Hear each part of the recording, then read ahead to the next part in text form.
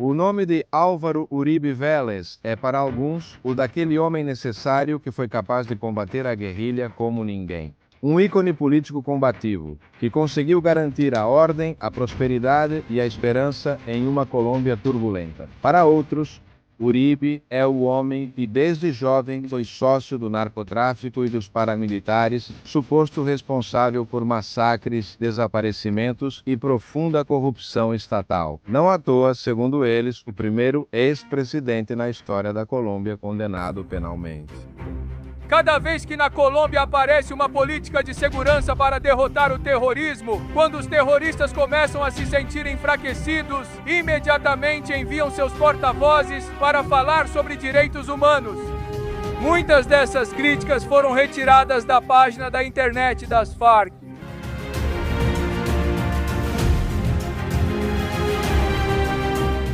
Álvaro Uribe Vélez nasce em Medellín em 4 de julho de 1952 em uma família de latifundiários criados, católicos e com boa posição econômica. Seus avós eram todos do departamento de Antioquia, sendo sua linhagem profundamente enraizada na cultura paisa colombiana. O pai de Álvaro Uribe é Alberto Uribe Sierra, também nascido na região de Antioquia, sendo um respeitado herdeiro de um bem-sucedido fazendeiro da região. Ele vai se dedicar com grande habilidade a prosperar nessas extensas terras que lhe pertenciam, como pecuarista, criador de cavalos e empresário. Uma dessas fazendas do pai de Álvaro Uribe era a Huacharaca, que no futuro vai se tornar famosa por seus supostos vínculos com homens do narcotráfico.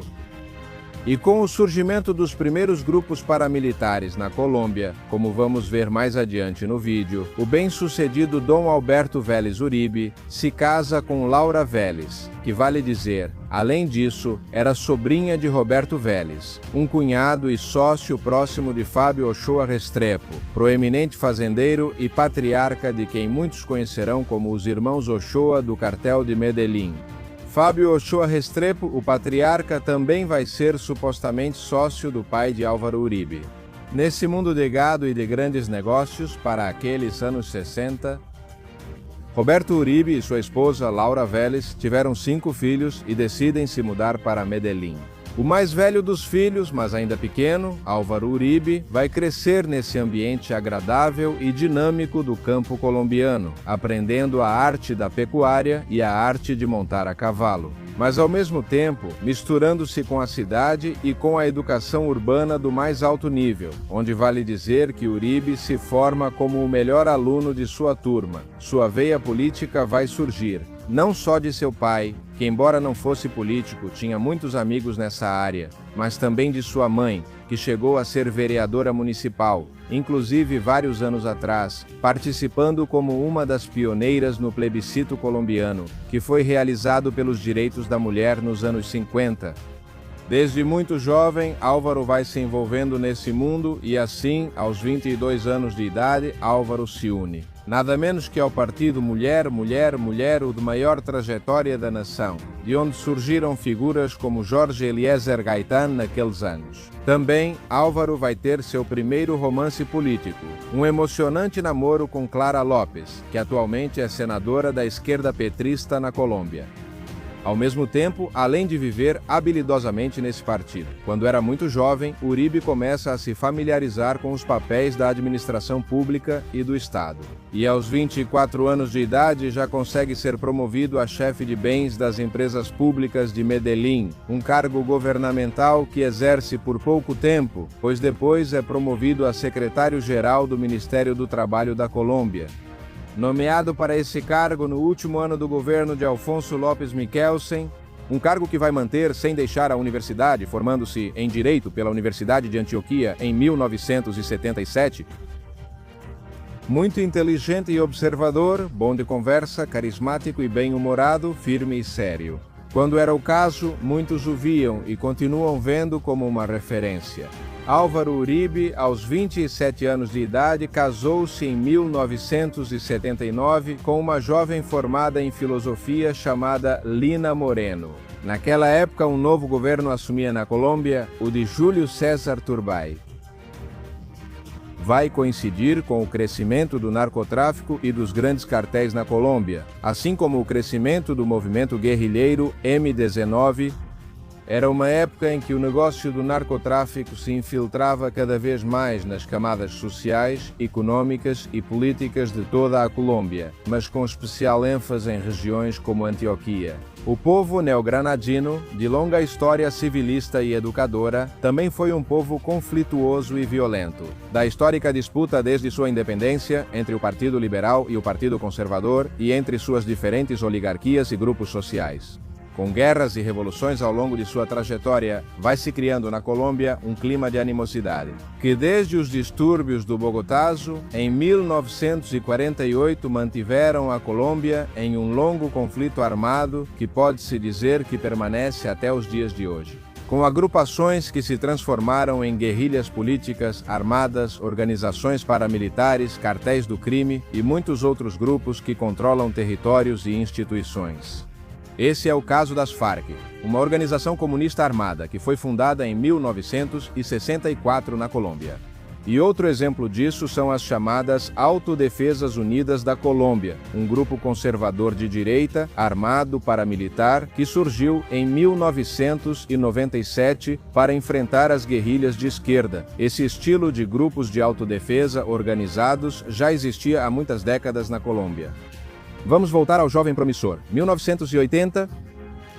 Por razões bastante excepcionais, aos 28 anos de idade, Álvaro Uribe é nomeado novo diretor da Aeronáutica Civil da Colômbia. O fato marcante é que o diretor anterior era Fernando Uribe Sênior, que havia deixado o cargo após ser assassinado por 4 pistoleiros de Pablo Escobar. Devido ao fato de Fernando Uribe Sênior estar negando permissões de voo ao chefe do cartel de Medellín, Álvaro Uribe chega para substituí-lo nesse cargo.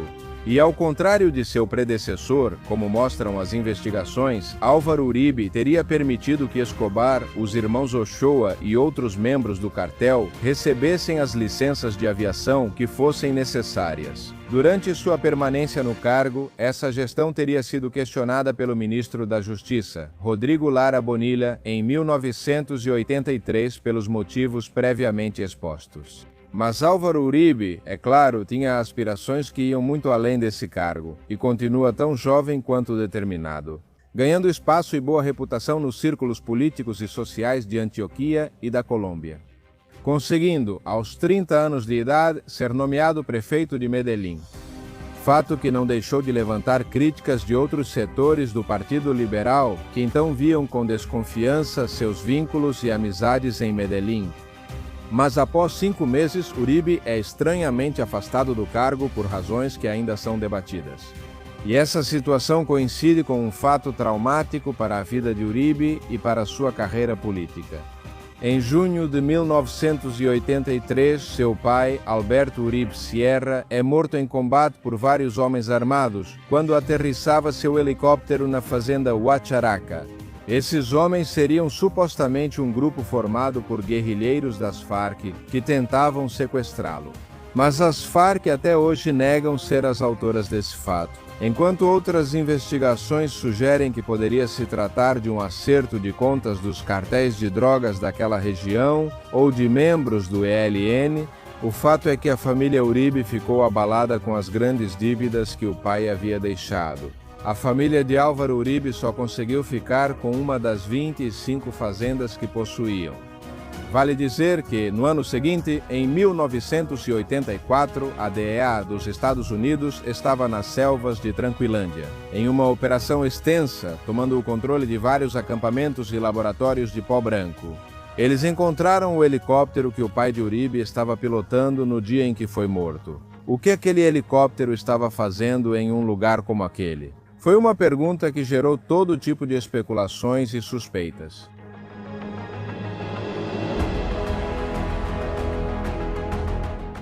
Mas Álvaro Uribe é um homem determinado e, em 1984, consegue ser eleito vereador de Medellín.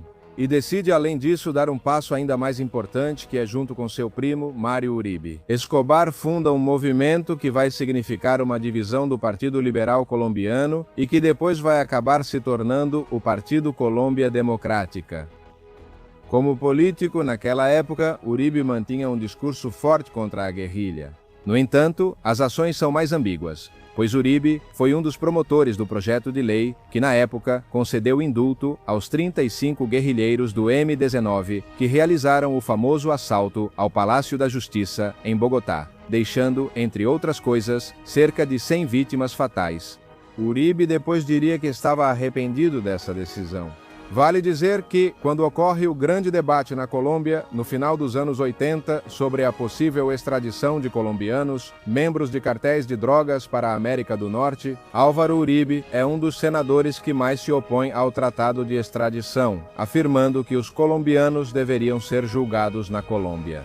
E embora seja muito pouco divulgado ou conhecido, segundo um relatório de 1991 realizado pela Agência de Inteligência de Defesa dos Estados Unidos, Álvaro Uribe era apontado como amigo e sócio de Pablo Escobar. E além disso, ele aparecia com nome e sobrenome como número 82 em uma lista de importantes narcotraficantes colombianos, embora não se saiba de outros relatórios em que ele tenha sido mencionado. Então, voltando ao início dos anos 80, em 1983, Álvaro Uribe se afasta momentaneamente e estrategicamente da política, para estudar finanças nada menos do que na Universidade de Harvard. Anos depois, ele consegue se formar e retorna à Colômbia mais preparado do que nunca, onde rapidamente consegue ser eleito governador de Antioquia, o cargo mais importante que havia ocupado até então. Uma das principais bandeiras de Álvaro Uribe como governador, respaldando-se em um decreto do presidente Ernesto Samper, é que ele vai ser um dos principais defensores das chamadas associações comunitárias de vigilância rural, também conhecidas como Convivir, criadas para alcançar a paz e a segurança no campo, que consistiam em grupos de vigilância paralelos aos órgãos do Estado para alertar sobre a atividade das guerrilhas nas áreas rurais. Vários desses grupos foram úteis na luta contra a guerrilha, mas muitos outros acabaram cometendo excessos de diferentes tipos. E, paralelamente a tudo isso, o presidente Samper e a Colômbia, em geral, viviam uma crise política. Acusado formalmente de ter recebido milhões de dólares do cartel de Cali para sua campanha presidencial, o presidente Samper consegue sobreviver a essa crise? Álvaro Uribe, por sua vez, decide ir estudar em Londres em 1998 com a chamada Bolsa Simão Bolívar, nada menos que na Universidade de Oxford. Mas tanto Uribe quanto seus soldados de confiança continuam movendo suas peças para que o maior acontecimento fosse, em meados de 2001, as circunstâncias vão se apresentando e Uribe decide voltar à Colômbia para competir nas primárias internas do Partido Liberal, com o objetivo de ser presidente da República da Colômbia. Mas no meio dessas primárias e de uma situação complexa, a poucos meses das eleições presidenciais, Álvaro Uribe declara publicamente que o Partido Liberal estava corrompido internamente. E que, além disso, as tentativas de pacificação que estavam sendo conduzidas pelo partido com as Farc eram, segundo ele, uma traição à Colômbia. Naquela época, o presidente Andrés Pastrana já vinha há algum tempo conduzindo um processo de negociação e diálogo com as forças revolucionárias, também conhecidas como as Farc, um chamado diálogo de paz que estava sendo fortemente criticado pelo nascente uribismo e que, devido a todas essas tensões, com a aproximação das eleições presidenciais, iria se romper. Assim, portanto, nesse contexto, Álvaro Uribe vai se candidatar como candidato presidencial independente do chamado Movimento Primeiro Colômbia, com uma campanha eleitoral dura, na qual se destaca como um homem aguerrido, de mão firme e livre de amarras políticas. Uribe propõe romper com o partidarismo tradicional e vai conquistando o eleitorado da Colômbia em diferentes regiões, com a promessa de acabar com a esquerda armada e de trazer um novo período de ordem e prosperidade, com uma campanha ousada, onde aparece em todo tipo de comícios, de meios de comunicação e em qualquer espaço, em qualquer localidade onde lhe seja permitido chegar ao público. Quando se aproxima a disputa eleitoral, o chefe das chamadas Autodefesas Unidas da Colômbia se manifesta abertamente a favor de Álvaro Uribe como o líder que a Colômbia precisava. Após uma campanha histórica carregada de controvérsias e polêmicas, Álvaro Uribe é eleito presidente da Colômbia. Com 54% dos votos, algo sem precedentes na história eleitoral, seu segundo concorrente havia obtido 31% dos votos. Era a primeira vez que alguém vencia no primeiro turno presidencial dessa forma, desde que esse modelo havia sido instituído em 1991 na Colômbia. Assim, Uribe procede a jurar diante da nação, embora em sua posse. As Farc realizam vários atentados que deixam mais de 17 colombianos mortos. Assim começa a presidência de Uribe, dando início a um novo período de conflito para alguns, mas também de melhoria para outros. Na terra neogranadina que recebia o novo milênio,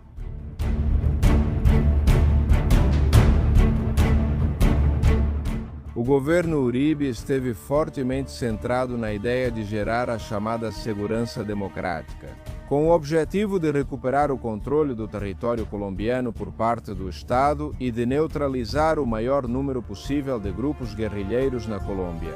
Assim, é anunciada e iniciada uma política de combate e desmantelamento, não só contra as chamadas guerrilhas comunistas, mas também contra os chamados grupos paramilitares que atuavam na Colômbia. Álvaro Uribe aumenta assim o orçamento militar do Estado, assim como o orçamento da segurança interna. Fortalece em todos os níveis possíveis a Polícia Nacional, ao mesmo tempo em que compra helicópteros e aviões para as Forças Armadas colombianas. Cria, por sua vez, comandos de alto nível, especialmente para a exploração em áreas de selva e montanha, e expande a criação dos pelotões de soldados do campo, dedicados a apoiar as forças do Estado no combate à guerrilha. O fato é que naquela época, e já fazia bastante tempo, o Estado colombiano não tinha nem o controle efetivo do território, nem o monopólio das armas. Em várias regiões, especialmente na zona de fronteira com a Venezuela, não só as Farc e as AUC, ou seja, as Autodefesas Unidas da Colômbia, mas também grupos como o ELN. Uma situação difícil e complexa, na qual, por exemplo, Álvaro Uribe, em seus primeiros anos, faz várias viagens a regiões em conflito para resolver problemas de ordem pública. Por exemplo, em março de 2003, um veículo carregado com explosivos explode em Cúcuta, deixando 13 mortos e mais de 60 feridos. De modo que Uribe chega com um programa de mão dura policial e militar que não vai demorar para se fazer notar. Assim que assume o poder, no primeiro ano da presidência de Álvaro Uribe, as forças governamentais acabam com aproximadamente mais de 1.940 guerrilheiros em diferentes operações na região. Ao mesmo tempo, conseguem reduzir a quantidade de homicídios e de atentados que ocorriam na Colômbia a cada ano, reduzindo ainda uma taxa lamentável como era a 2.900 para 800 na Colômbia. E vários anos depois, ao final do seu segundo mandato presidencial, a quantidade de sequestros cai para 230 e os homicídios haviam diminuído de 29 mil para 16 mil. Uribe vai ser vítima de vários atentados e tentativas de homicídio em seu primeiro ano, sofre um atentado que deixa dezenas de mortos, embora ele consiga se salvar. Esse conflito armado na Colômbia, como vocês verão mais adiante, vai continuar por muitos anos ainda.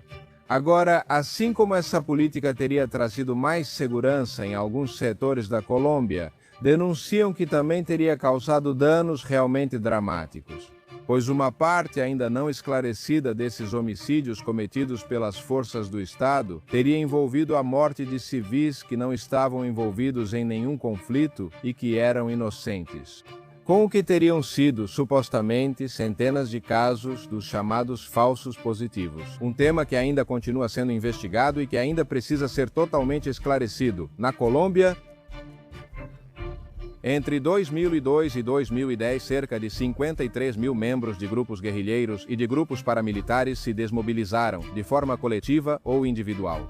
Uribe responde aos seus críticos em relação às denúncias de excessos cometidos pelo Estado colombiano durante sua gestão, classificando-os em 3 tipos. Abro aspas. Alguns críticos teóricos que respeitamos, mas não compartilhamos sua tese de fraqueza, Algumas organizações sérias de direitos humanos que respeitamos e acolhemos, com as quais manteremos um diálogo permanente para melhorar o que precisa ser melhorado. E alguns traficantes de direitos humanos que deveriam tirar de uma vez por todas sua máscara, aparecer com suas ideias políticas e deixar essa covardia de esconder suas ideias políticas atrás dos direitos humanos. Fecho aspas.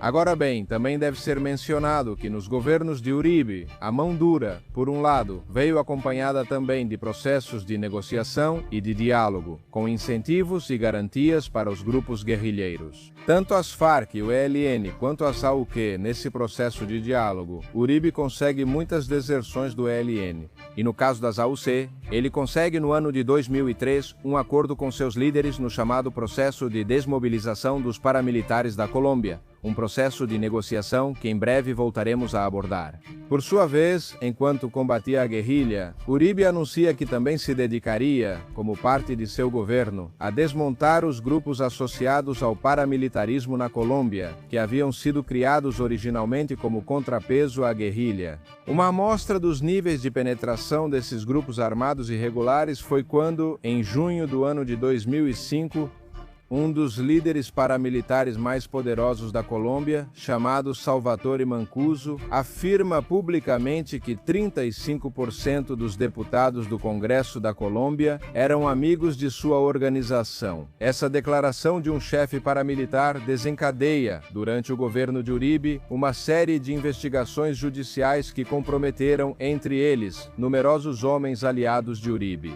Ainda assim, o processo de desmobilização dos grupos paramilitares na Colômbia vai dar passos concretos contra eles e vai levar ao encarceramento efetivo dos altos comandos das Autodefesas Unidas da Colômbia. Uma das medidas mais importantes nesse sentido ocorre no ano de 2006, quando o líder paramilitar Salvatore Mancuso, que em tempos passados havia apoiado Uribe, agora acabava sendo capturado pelas forças do Estado colombiano. Em sua captura, Salvatore Mancuso declara que as autodefesas da Colômbia não só haviam financiado, mas também escolhido a dedo congressistas, prefeitos, juízes e outros funcionários da República Colombiana. Após esse escândalo, iniciam-se investigações e dezenas de políticos colombianos acabam sendo condenados, eventualmente. O próprio primo do presidente Mário Uribe Escobar, presidente do Senado colombiano, é condenado a 7 anos de prisão por ter promovido grupos armados fora da lei. Apesar de todas as investigações realizadas em torno de sua figura e desse caso, nada consegue surgir que resultasse em uma sentença contra Álvaro Uribe Vélez. Na área de política externa, que é fundamental para a Colômbia, o presidente Uribe, no início de seu mandato, se alinha com George W. Bush nos Estados Unidos e com sua política norte-americana para a região. E o nível de interferência na Colômbia, que já existia? Os Estados Unidos, com especial ênfase na chamada guerra contra as drogas, agora vão ser inseridos na chamada guerra contra o terror. Álvaro Uribe chega a declarar publicamente, pedindo na Colômbia um desdobramento militar dos Estados Unidos, como o que tinham realizado no Irã, dizendo que a situação neogranadina era mais grave do que a do Oriente Médio. Também propõe, como presidente, desenvolver um contingente de capacetes azuis colombianos para dar segurança às pessoas deslocadas na Colômbia e ajudá-las a retornar às suas casas de origem. Por outro lado, é importante ressaltar que a presidência de Uribe, em termos econômicos, foi estável e positiva, com relação ao PIB colombiano, que cresceu de forma constante mais de 5% ao ano. E o desemprego colombiano foi reduzido de 16% para 11%, foi mantida a disciplina fiscal e a inflação foi reduzida de 7% para 2% para o bolso do colombiano. O governo uribista também promove rotas turísticas protegidas pelas forças do Estado. E ao mesmo tempo impulsiona uma importante reforma trabalhista que foi criticada, pois permitia muito mais margem de manobra para as empresas na hora de contratar pessoal, sob mecanismos fora do comum e com empregos de curto prazo, segundo algumas pessoas, uma precarização do trabalho.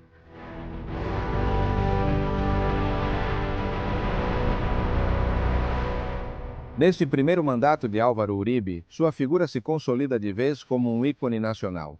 Mas além do aspecto político, isso impactava na psique e na cultura colombiana, E nesses anos, Uribe reforma a Constituição colombiana para permitir a reeleição imediata. Uma medida que, claro, gerou muitas controvérsias e que foi muito apoiada por seus partidários, que eram a força majoritária da nação naquela época. O fato é que a política de Uribe vai gerar resultados positivos para diferentes setores, que assim vão reconhecer na Colômbia.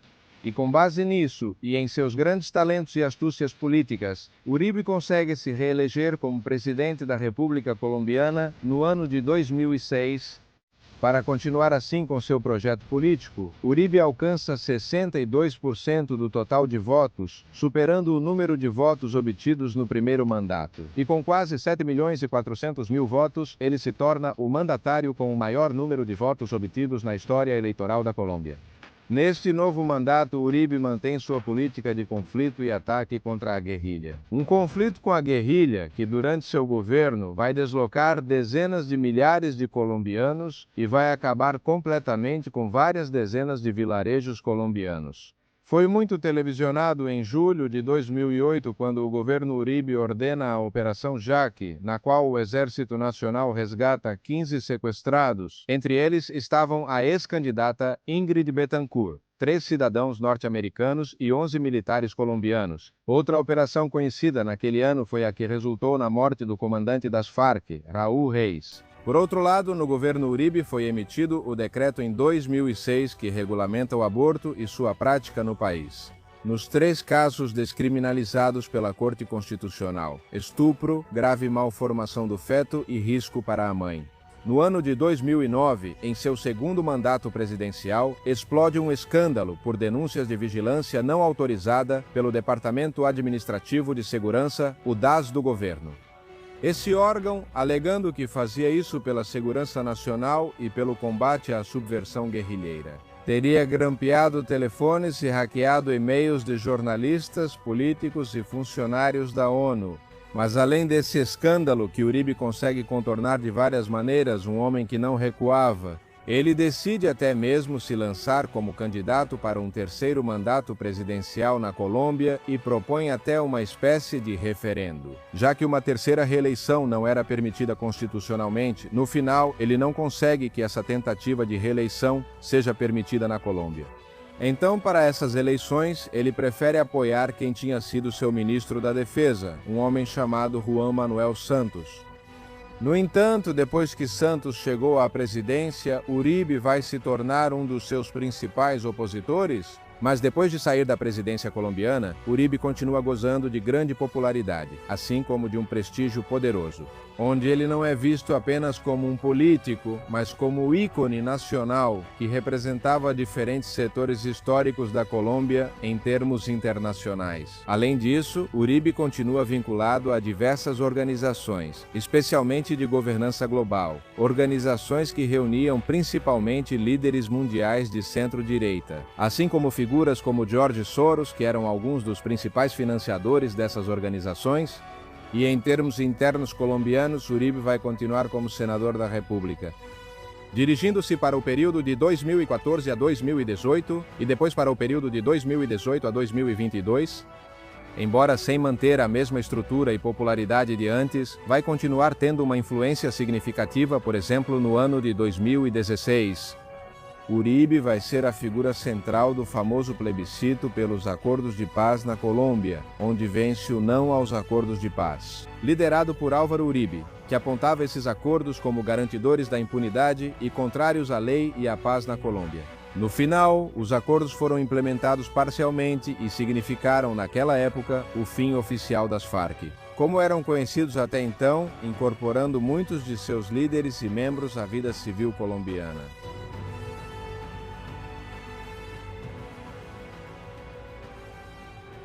E desde o ano de 2012, Uribe enfrenta um dos seus desafios mais difíceis. Investigações são iniciadas nesse ano, impulsionadas pelo senador Iván Cepeda, na Procuradoria-Geral contra Uribe, onde ele era acusado com testemunhas. Que uma frente armada das Autodefesas Unidas da Colômbia, chamada Bloco Metro, havia sido fundada e formada na fazenda Las Guacharacas, propriedade da família Uribe, com a participação de Álvaro Uribe e de seu irmão Santiago, assim como outras denúncias de supostos vínculos com o paramilitarismo.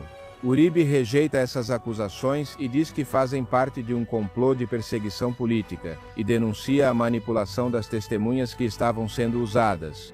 Para o ano de 2018, a Corte encontra elementos para iniciar um processo investigativo contra o congressista Álvaro Uribe Vélez. É aberta uma investigação por crimes de fraude processual e por suborno. Nesse mesmo dia, Uribe apresenta sua renúncia como senador da República devido à convocação para depor. 2 anos depois, em 2020, a Corte Suprema de Justiça causa alvoroço no país ao impor a Uribe a prisão domiciliar pelos crimes de suborno a falsas testemunhas e obstrução à justiça. O processo depois passa para as mãos da Procuradoria-Geral da Nação. Sendo, 3 anos depois, em 24 de março de 2024, formalmente acusado o ex-presidente Álvaro Uribe pelos crimes de fraude processual, suborno em atuação penal e suborno. Esse processo vai ser concluído em 21 de outubro de 2025, com a decisão do Tribunal Superior de Bogotá de absolver Uribe de todas as acusações que estavam sendo imputadas a ele. No entanto, diante disso, foi apresentado um recurso pela Procuradoria da Nação e por diferentes e supostas vítimas, prolongando ainda um processo judicial que persiste até hoje. Seu irmão Santiago Uribe, por sua vez, enfrenta uma denúncia e um processo judicial na Colômbia desde o ano de 2010, acusado de ter liderado nos anos 90 uma organização paramilitar chamada Os 12 Apóstolos, uma organização que teria realizado execuções de diferentes tipos, assim como perseguição de criminosos, vagabundos, homossexuais, usuários de drogas e pessoas ligadas à guerrilha. Santiago Uribe, o irmão do presidente, é finalmente condenado em 2025 pelo Tribunal Superior de Antioquia pelo crime de homicídio qualificado e pelo crime de associação criminosa qualificada. Uribe, por sua vez, retorna ao cenário político, mas pela primeira vez em sua vida perde uma eleição para o Senado da Colômbia no ano de 2026, com uma imagem agora um tanto abalada daquele que muitos consideram um herói nacional, ainda com um destino incerto. É, sem dúvida, o ícone político do século XXI na Colômbia, ícone de conservadores, direitistas e nacionalistas em todo o continente americano. E para alguns, uma encarnação preferida e arquetípica do gentílico paisa colombiano, com suas grandes luzes e sombras, tanto como herói quanto como vilão. Muito obrigado a todos por terem assistido a este vídeo. Lembro que vocês nos dão um grande apoio, deixando seus comentários, dando like, se inscrevendo no canal, compartilhando o vídeo com todos os seus conhecidos e ativando o sininho para receber as notificações. Quem falou com vocês foi Reinaldo José Carrillo Vilches, isto é, a Nova Enciclopédia. Como sempre, agradecemos todo o seu apoio e muitas bênçãos para todos.